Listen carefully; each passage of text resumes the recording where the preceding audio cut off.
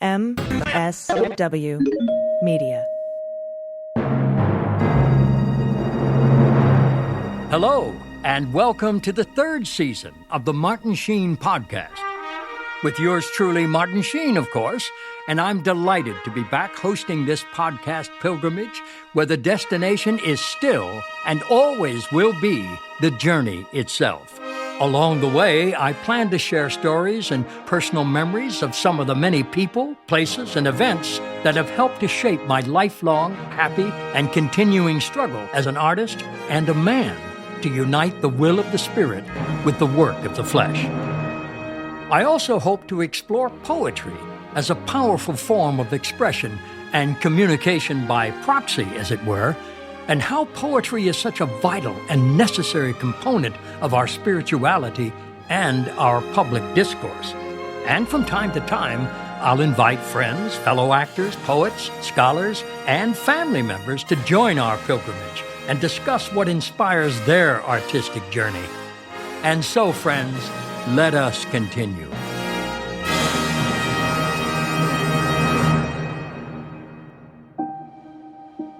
What's in a name? I was very proud and pleased to see my son begin his documentary, a.k.a. Charlie Sheen, on Netflix, with the story of his difficult birth, his real name, Carlos Irwin Estevez, after Irwin Shaybone, the doctor who delivered him and saved his life, and an explanation of why he decided to change his name legally. For my own part, my legal name remains Ramon Gerard Estevez, as it appears on my original Social Security card, marriage certificate, driver's license, and passport, as well as my draft card, by the way. But for nearly my entire adult life, I too am AKA, also known as Martin Sheen. Growing up, my father was the only one in the family who pronounced my first name properly. Ramon, he would intone, and coming from him, it sounded classical and romantic. But all my 9 siblings pronounced it Riman, or they called me by my nickname Isaac. From grade school through high school, most of my teachers called me Ray. So did all my friends and the coaches and counselors at the boys' club, as well as the caddy master at the golf course where I caddied for many years. Even the clergy at Holy Trinity, my parish, called me Ray. But Ray is short for Raymond and could never replace Ramon. However, my last name Estevez was another matter altogether. For the record, there are 2 correct pronunciations, Estevez or the Spanish pronunciation Estevez. But I'm often amused at the interesting attempts addressed to me, such as Esteve, Estevich, Esteban, or the ever-popular Estes, which I always and politely respond to, and I'll leave it at that. When I began my career, I had no intention, nor any need, so I thought, to consider changing my name. But when I arrived in New York City in 1959, to my innocent astonishment and moral shame, discrimination against the Hispanic community, in particular Puerto Ricans, was rampant. They were considered the new immigrants, despite the fact that every Puerto Rican is an American citizen by birth. Nevertheless, they were conveniently labeled the problem and blamed for most of the ills that plagued the city. While I was proud to be counted among them, if in name only, finding work as an actor was hard enough. Having a Hispanic surname was not making it any easier, unfortunately. And so solely on my own, without any consultation with anyone, including my father back in Ohio, I made a purely commercial and practical decision to adopt the stage name Martin Sheen. I chose Martin from Robert Dale Martin, the head of casting at CBS TV, who was a great source of encouragement to me when I started out, and Sheen after Bishop Fulton J. Sheen, Auxiliary Bishop of New York, whose national primetime TV program Life is Worth Living was a huge success in the 1950s and made him the first and only Catholic TV evangelist. As a youngster, I didn't always understand his weekly half-hour tutorials on religion and theology or morality and politics. I knew he was conservative, of course. Most public figures were conservative in the 50s. I was impressed with his dramatic flair and striking presence. He was like a Shakespearean actor with powerful charisma, and I admired him greatly. So it was off with the old and on with the new. And when I tried out the new name with some fellow actors, every single one of them agreed it was a better fit, since they said I looked far more Irish than Spanish to begin with. Thus, armed with this new name that I assumed would help ease my re-entry into the fray, my acting career began again in earnest. But not so fast, Mr. Estevez. There were some problems I did not anticipate. To begin with, I had no official identification for the new name, so when I got my first paycheck for an acting job, I couldn't cash it anywhere. When I wrote to the IRS and the Social Security office in Washington, D.C., they responded to my dilemma with a new Social Security card. Same number, new name. From then on, whenever I worked as an actor, I was Sheen, and it was Estevez whenever I worked at all the other jobs, like American Express stock boy, theater usher, messenger boy, soda jerk, or the long-running job at the Bay Street Car Wash on Staten Island. The manager there was a wonderful man, a retired New York Fire Department captain named Vince Baldessano, and I admired him greatly. I was the youngest guy in the crew, and he always looked out for me. One day, after many months on the job, he took me aside in confidence and asked, "Are you an actor?" "I am," I replied sheepishly. Well, he went on, "Do you have another name?" "I do," I confessed. "It's Martin Sheen." "Ah, well, mystery solved," he laughed. "This guy's been calling here for you." And with that, he handed me a slip of paper with the name and number for Joe Papp, who wanted to cast me in the next production of the New York Shakespeare Festival in Central Park. Another problem with a new name change is remembering it and responding in kind. I had introduced myself to my future wife, Janet, as Martin before I got around to telling her my real name was Ramon, but it was too late, I guess. To this day, she calls me Martin. As the children were growing up, they knew their father was Ramon called Martin. Of course, they called me Dad or Pop. It was all the same to them. But when they reached young adulthood and began to express interest in an acting career, the two different names gave them considerable pause. Emilio was seriously considering the possibility of a last name change only, though clearly Emilio Sheen was an odd fit. I urged him to keep his name and confessed in confidence my lifelong disappointment and regret for changing my name despite never changing it legally. Eventually, he came to his own decision to keep his name as is and remains happy he did so to this day.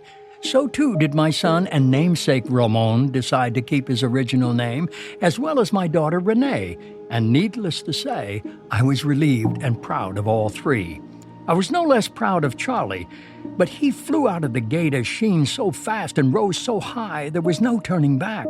He assured me he intended to honor the name Sheen and me by keeping the legacy alive with his own career and family, and of course, I gave him my blessing. But I must confess, I was caught off guard when he changed to Sheen legally. I thought of my own father, and though he never expressed it, I know how disappointed he was at my name change when I saw him looking up at the marquee where I was playing on Broadway in The Subject Was Roses. Now I knew how he felt then, and it took me a while to adjust to Charlie's decision. But in due time, I assured him I accepted his choice and gave him my blessing with great pride and love. A name is a deeply personal possession.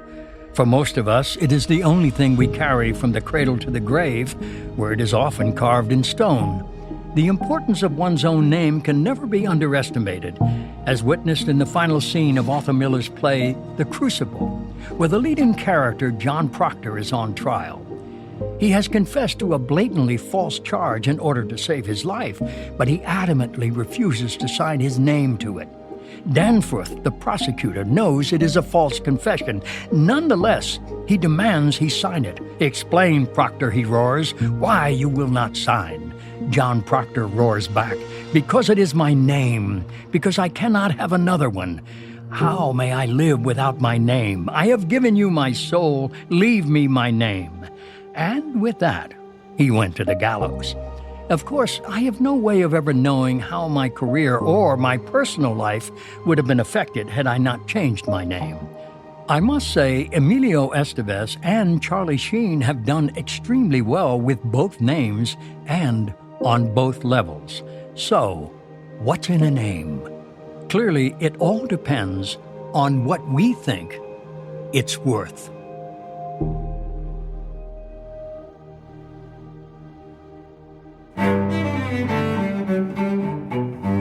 Consider this from American poet Charles Bukowski. Genius might be the ability to say a profound thing in a simple way. We're going to take a little break here, but I assure you there's much more to come. Stay tuned. And we're back. Thanks for staying with us. Now, when we had wrapped for the day, my producer Renee asked if I'd like to have a chat with her at the mic, and Bruce, our sound engineer, was kind enough to stay a bit longer to accommodate us. So then, I'm delighted to welcome my favorite daughter and producer to the mic, Renee. Okay, now I've got a lot to talk to you about. Yikes. You got some explaining to do. I can start us out if you'd like. Or do you? It's your show. You can start us out. Yeah, it's your show. Okay, we're ready. You ready? Oh, great. Here we go. I couldn't help but want to get in on the action here because you've been talking to everybody at this mic. You've talked to all three of my brothers, Ramon, Right. Charlie, Yeah. Emilio. You've talked to my mom, The mama bear. Yeah. Okay. Janet, your wife. Yeah, okay. You've talked to your great-granddaughters, Yes. Luna, Sarah, Jade.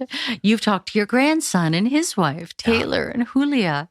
And you've talked with your grandkids, Paloma and her partner, Reed. Yep. And you've talked with your other granddaughter, Cassandra, and her husband, Casey. It's about time you showed It's up. about time I sat down with you and had a Yeah. little chat. And I feel like everybody has the unique relationship with you in this family. None of us have a relationship that is even remotely like the others. Okay. You know, and I'm seeing that more and more clearly as I get older. Uh-huh. Like you and Emilio have a very strong friendship as you're getting older. Yeah. You two are like two old friends. Yeah. Yeah. And you and Charlie have a much deeper creative friendship as you're getting older. And you and Ramon have some wonderful stories to share. And I think some great laughs. You share this great sense of humor. Yeah. And you and Mom still have a lot to fight about. And a lot of memories to, wait a second, it didn't happen that way. Oh, of course, yeah. And I can't help but being struck by how much literature and art has played a huge part of our relationship. Yours and mine, yeah. Yes. It's true, yeah. I Yeah. think we are the only ones in the family that have a great love for reading. Given my druthers, I prefer a good book, a soft chair, and no phone or interruption, because I love to read, and I think you do as well. I do. I wish I had more time to do it nowadays. I really do. Too, yeah. And it's like a muscle. When you walk away from books for a while, it's hard to come back. I've fallen away from reading and I really miss it because good books were like friends in my life. They really were. And it inspired you to write as well, no? Oh, yeah. Are you kidding? I mean, who wasn't inspired? Well, I'll back up a little bit here. You offered me Hemingway when I was a child, particularly the Nick Adams stories. I wasn't really ready to read. Well, I didn't really care for a lot of his novels for some reason. I Hemingway. just didn't, But I just devoured his short stories, in particular the Nick Adams stories. Yeah. And also, what writer wasn't influenced by reading The Hills Like White Elephants? Yeah. That is such a deep and amazing story. And as a writer, you're looking at it going, wow, that's some genius right there. Yeah. But you handed me The Human Comedy Oh, by yes. William Saroyan. Yeah. When I was, how old was I, 10 or 9 or 10? Yeah, I think so. Yeah. We were in Rome for you doing Cassandra Crossing. Yeah. And I remember, I think it was around that time, because I remember standing on a train platform going somewhere. And your favorite line to me used to always be, "What you reading?" Really? After a while, you would hand me books and we'd have a moment, we'd be standing there. And if we weren't singing a song, you were like, what you reading? Oh, And yeah. Okay. boom, Yeah. I was like, hey, Yeah. I'm in the middle of, The Human Comedy by Soroyan right now, and it's just breaking my heart. Yeah, The story of Homer delivering the messages from the home telegrams. front, to the mothers during the war. The soldiers that had been killed in Europe and Asia. Yeah, and I remember, and I wondered if you would relate that story of I was in Paris in 1981 doing a film. And you and the brothers and your mother were only able to join me at Easter vacation because you were still in school. And you had decided to write William Soroyan a letter. I did. I wrote him a fan letter. Yeah. Tell us about that. Well, I wrote it, and we were talking about how do we get it to him. And we knew that he was in Veterans Administration Hospital. Was he not? Yes, and I believe you encouraged me to send it. And I wrote it, and what was it, just a few short weeks later? It was less than that. It was like a week later where the news came that he had passed away. Yeah. And you and I remember looking at each other going, I wonder if he ever got that If letter. he ever got it, yeah. Did he get that letter? Yeah. Did he know somebody still enjoyed his work? Did it mean anything? Did he not get it? Well, it wouldn't have depended on us. I'm sure there were a lot of people that were great fans and cared about him personally. He was beloved. I can't imagine they weren't, you know. After that, I remember as I got older, just the floodgates opened, and I used to just devour books. Yeah. Everything I could find. Some very unusual books, some books that were definitely over my head at the time that I read them. Who was your favorite author? My favorite? Well, it was a book that changed my life. Which one was that? On the Road by Jack Kerouac. Oh, really? I got that book when I was 17. Now, mind you, by the time I was reading it, it was 1984. Yeah. Yeah. And I remember reading that book and just the images, the friendship, and just the intensity of life. I had never read an author who had stream of consciousness before like that. Yeah. I had always read things that were almost like prose, and before that, it was F. Scott Fitzgerald, of course. Yeah. You prefer nonfiction to fiction? I think I prefer fiction. Really? Yeah. Okay. Mm-hmm. But I remember reading a lot of F. Scott Fitzgerald and just loving that. Yeah. Absolutely loving that. So particularly romantic. The book that he never finished, the Last Tycoon. Yeah. There was a line in that book that literally was like, he's talking about LA, he's talking about the entertainment industry. And he says, there are no pretty girls in LA. There's just chorus lines. I was like, wow, what a cynical view of a world that is, and that was 1920s, 30s of Hollywood. It was about the producer at MGM who died very young. And that's who the book was really about. Yeah. No, but I absolutely loved his works. Yeah. But then Kerouac came along in my life. And when I found out how he wrote and I read On the Road, it changed everything for me. It changed the way I saw literature. It's changed the way I read books. Yeah. And then you started writing too, didn't you? I started writing, yeah. And but I do remember you used to write a great deal when I was younger. When you were in your 30s, you used to write scripts and poetry, things. I used to run across stuff of yours in the house. I wasn't anticipating anyone ever reading it. Honestly. But that's the best kind. Yeah. Because you write it for yourself. True for you. You know, there's never going to be ears on it. Yeah. I mean, eyes on it, or you're never going to say it aloud. You know, people aren't going to hear it. So, who's your favorite poet? Oh, wow. That's a tough one. Yeah. Because I haven't read as much poetry as I have until we started this podcast. No, it's my fault. I used to read a ton of it when I was back in high school. Did you prefer modern poetry to kind of ancient stuff? I just preferred free verse. Yeah. Definitely free verse. I know you're not a big fan, but I do dig Whitman. Not all his stuff. Sorry, Walt. You're still going to talk to me, right? Okay. Oh, jeez. No, but I think he's an incredible man with an incredible life.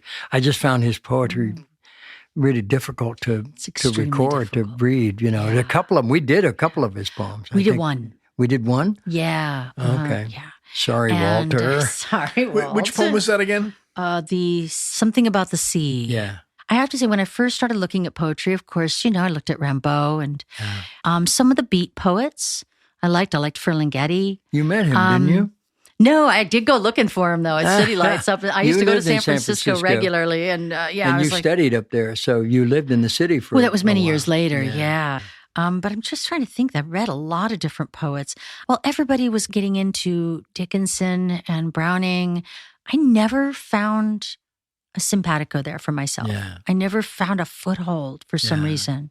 Very, very rarely, very little of it. Did you find the sentiment was too overwhelming? Maybe it was. Maybe Yeah. that's what it was. Yeah. I have picked up very early in my life your total, just loathing of sentiment. Sentiment. Yes, For an artist. You hated that. Yeah, sentiment You said, will you said sentiment is the anything. death of art. It is, yeah. Sentiment. And- sentiment belongs to an audience. Yeah, It doesn't belong to the artist. It's interpretation, not Yeah. performance. Yeah. And so I looked at things and wanted something very real and visceral. But after that, after I left high school and was reading more plays, more books, really fell away from poetry. And thanks to you, I am back. Oh, so now it's my fault. In fact, thanks to you, the whole country is back with poetry. So anyway, I'll let you go. I'll let you go. Are And these thank you. proceedings concluded? These proceedings love to are say. concluded. And thank you so much. And Renee. talk- Let's Thank you, record one Bruce. now. No, Okay. The Poet as Thief by W.D. Ehrhart. Was Prometheus a poet? Rimbaud says he was, stealing fire from the gods. Technology, knowledge, human arts, and science. He paid a terrible price for his audacity. Whatever was he thinking? Look what we have done with what he gave us.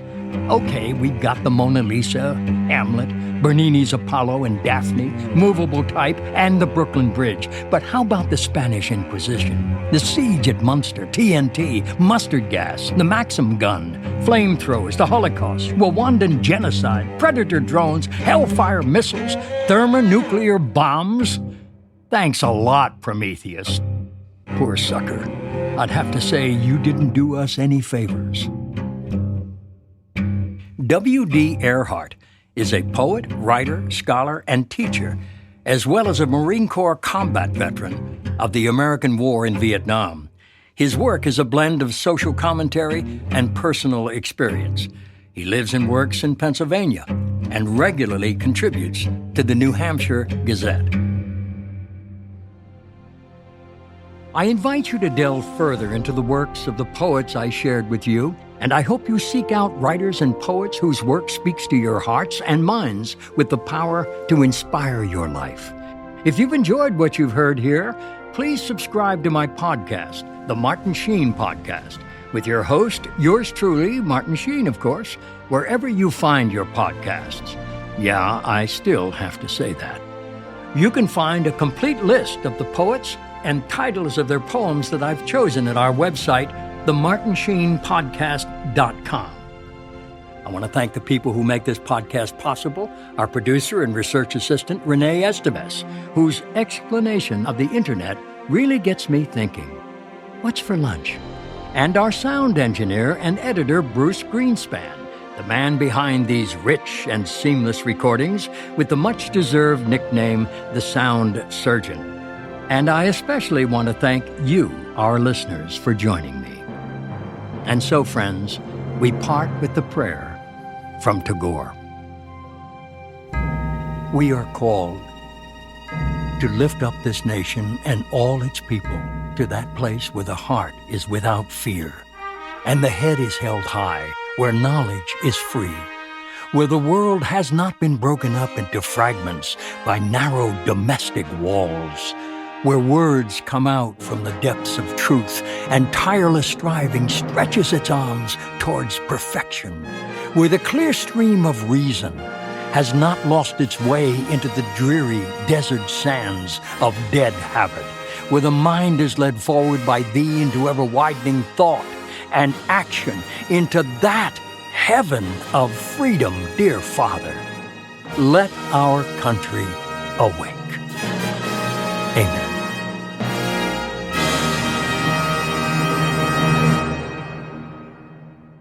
The Martin Sheen Podcast, all rights reserved. No part of this podcast may be reproduced, distributed, or transmitted in any form without prior written consent of the author and TE Productions. The story, What's in a Name, by Ramon Gerard Estevez, a.k.a. Martin Sheen, is included here by copyright permission of the author. The poem, The Poet as Thief, by W.D. Ehrhart, is included in this podcast by granted copyright permission of the author, who we thank for this opportunity to share his poetry. W.D. Ehrhart is currently the only living poet on this podcast.